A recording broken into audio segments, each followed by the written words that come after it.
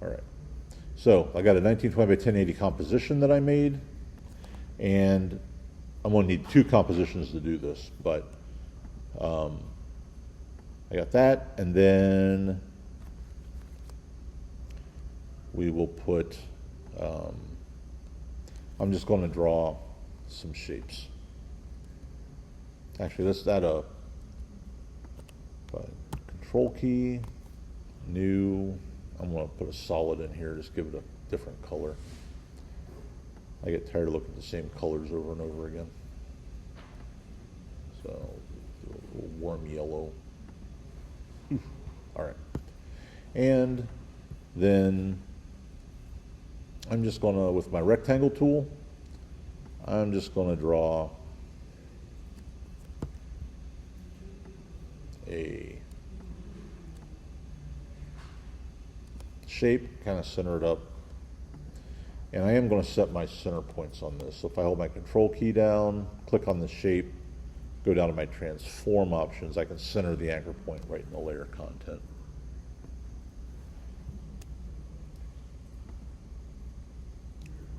So this will be fake knife 1.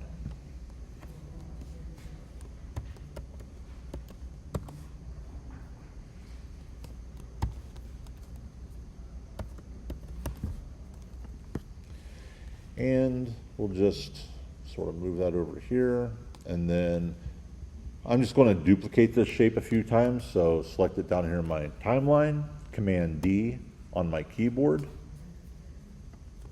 Let me do that, Command D, Command D, Command D last time. So we'll do, I'm going to pull it out to about here. And then I'm just going to grab these all and go up to my line panel and distribute those all evenly. All right, so we got those all out. So I got these blue shapes, and I'm going to actually put these into, this is what I'm going to animate in a loop. So I'm going to create a composition out of all these. So if I select all of these shapes and come down here and control click, I can pre-compose those. And it'll combine them all into a single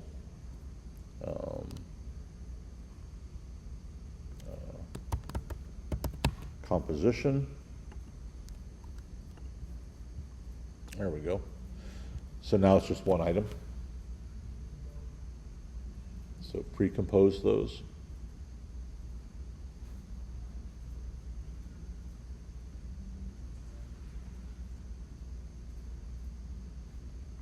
And I'm still working with 10-second compositions.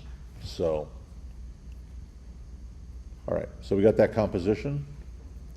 Now we're going to go to our, and I'm using a standard workspace, and effects and presets fall over here. And you can easily find a preset or an effect by just going to the search bar and typing its name. So offset. And what I want to do is grab that, and I'm just going to drag it. I can either drag it straight onto the composition in my composition panel, or I can drag it onto the item down in my timeline, either one. Do that. All right. And then you should have this effect controls up here on the left-hand side. Do we have it? We good? All right. So I'm working with 1920 by 1080 compositions here, so there's nothing really all that crazy about it. But so with this selected, I'm going to start with my playhead. What did I do? Stretch him back out. All right. Playhead at the very beginning at 0. And I'm going to shift the center. Remember, it's 1920 by 1080, so I'm going to go to 0, start off there. It shifts everything. And then I want to set a keyframe for that.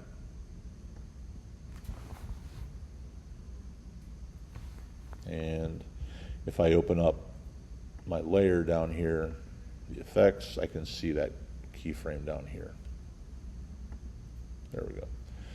All right, and then I'm going to come out to 2 seconds. Bring my playhead out to 2 seconds. And remember, 1920 is the length of is the width of my pre-comp here, my dashes. So I'm just going to go back up here to where I set 0 before, and I'm just going to type 1920. And it shouldn't look like it changed. So now if you go back to beginning and just play through that 2 seconds, it should do that.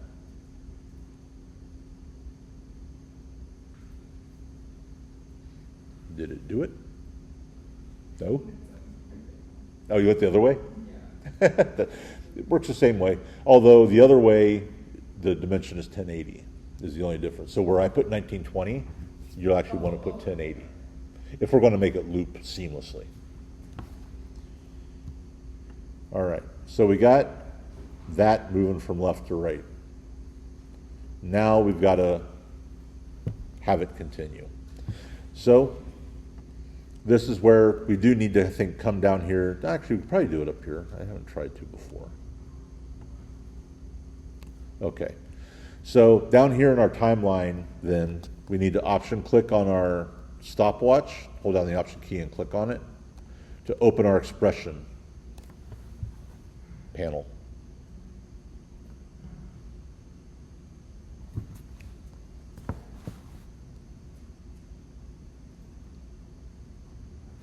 And once I've got that open, we're just going to remove what's in there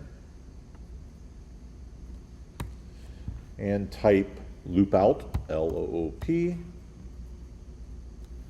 and select loop out. And we want it to continue. I'm going to do continue. So within the parentheses, I'm going to hit the single quote and select continue.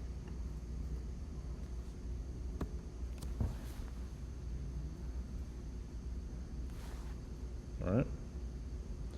And now when we play this, it should just keep going.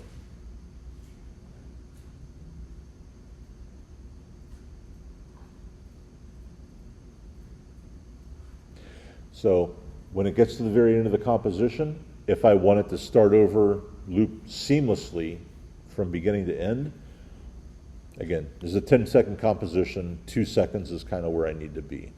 But if I don't care that it loops out at the end of the composition, I could adjust this really any way I needed to. I mean, if I need to slow this way down, I could pull this out to 4 seconds maybe. That'll slow it up.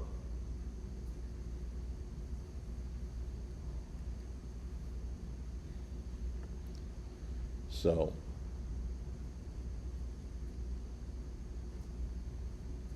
do I want to do it again? Were you able to follow it from beginning to end?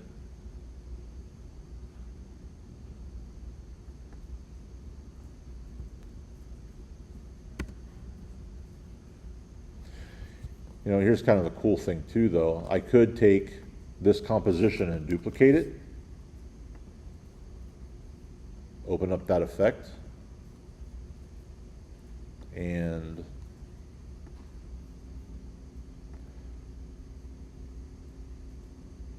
take this back to 2 maybe.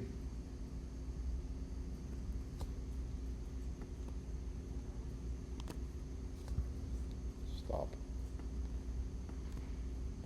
Slide this down.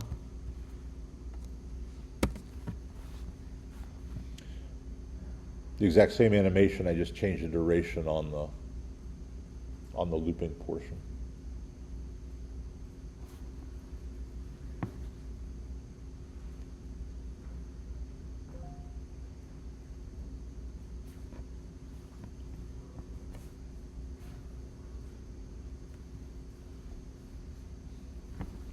So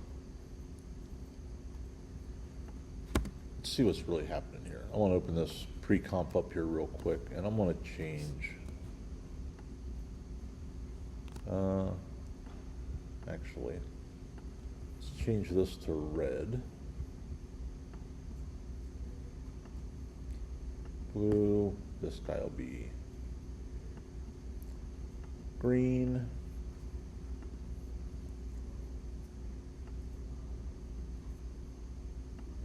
Orange, and what color did I not use yet? Green, blue, and we'll make it pink or purple. Now I'll go back here.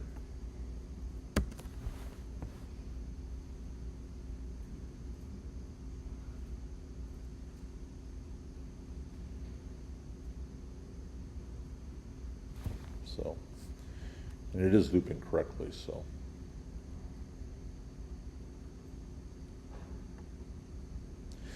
But those are a couple of, that's, I mean, you know, we can loop the background, we can loop backgrounds for our animations so that they play continuously all the way through, but a lot of times we'll have individual elements that we really just want to move a certain way, like I've got a bumblebee project or exercise that we can do where we can animate the bumblebee, but we can also animate the wings, and we loop the wings whenever they, you know, the wings flapping as we work our way through it. So, do I need to do any of that again? Anybody need to see a part of it again?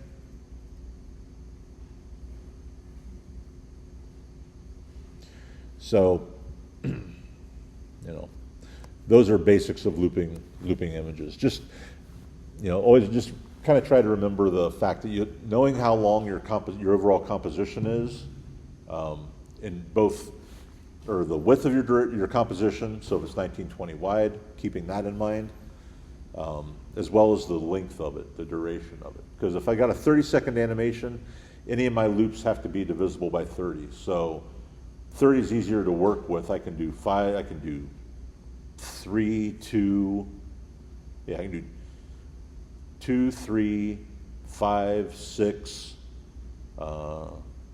10, and 15. So a lot more options than I had with 10 seconds, but we could probably actually, if we went into fractions of a second, you know, we could go to 2 and go down to 1 second if we wanted, but anyway, that's kind of how we loop elements. So, and a very light introduction into expressions within After Effects. All right. So, if nobody has any questions about that, it is 7 o'clock, so you can take the balance of class to work on your scripts. Also, your other, you know, your lists and your mind maps as well. We'll take a look at mind maps on Thursday. You'll all have them done. You'll probably work on your scripts, but just interested to see what everybody kind of does. It's more of an interest thing than anything else. So, but yeah, so.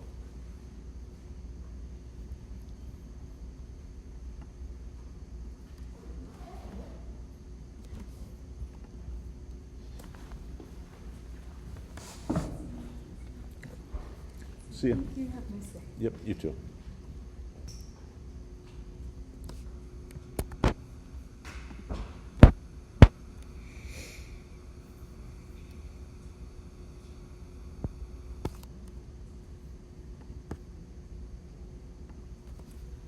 Yeah. Can you listen to music during open that? Say that?